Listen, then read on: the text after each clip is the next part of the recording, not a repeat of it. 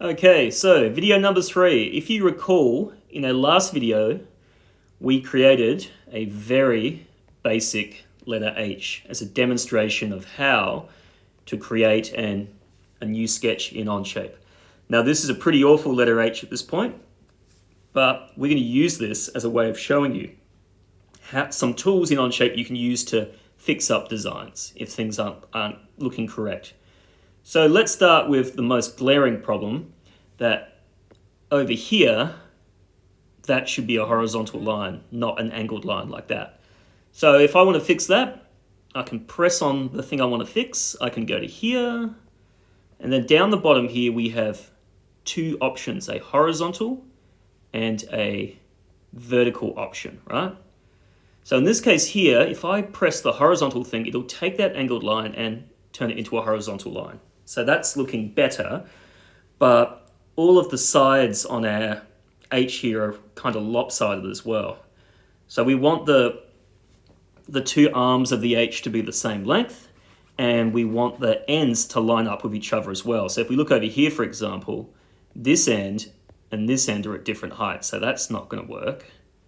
So what I'm going to do is I'm going to select both of those, and let's see if we can get this to work. If we press the pencil, over here is this tool called Coincident. If we press that, it should line up both of those lines. Let's give it a shot. Yes, there we go.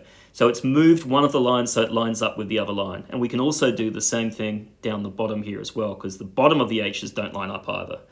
So we'll select that bottom,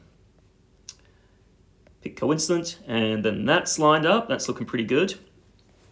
But then we got a few more problems here as well, in that it's still kind of wonky in the middle there. So for starters, if we look down the bottom here, the left-hand side here and the right-hand side here are like different widths.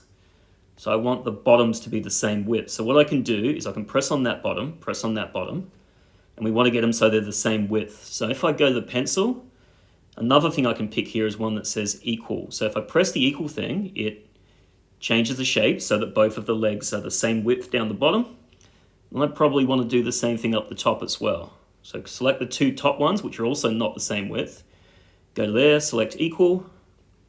All right, that's looking better, but then the bit in the middle of the H isn't working properly either. This bit is way narrower than this bit. So as you might guess, I can select both of those, go to the pencil, pick equals. Yep, now it's starting to look good. The last thing we probably need to sort out is that these bits and these bits are not the same length. So I should be able to select one of those vertical bits in the middle and one here, and then use the equal thing once more, and then there we go. So there's our letter H. It's still not perfect. There's still a couple of things I'd like to change about that, but at least all of the bits are like lined up with each other and they're of equal lengths and stuff like that. So we'll come back to fixing the dimensions of the H in the next video. Now, the way I did it just by freestyling it at the start is actually a pretty dumb way if you want to make a letter H. There are more intelligent ways of doing it than that.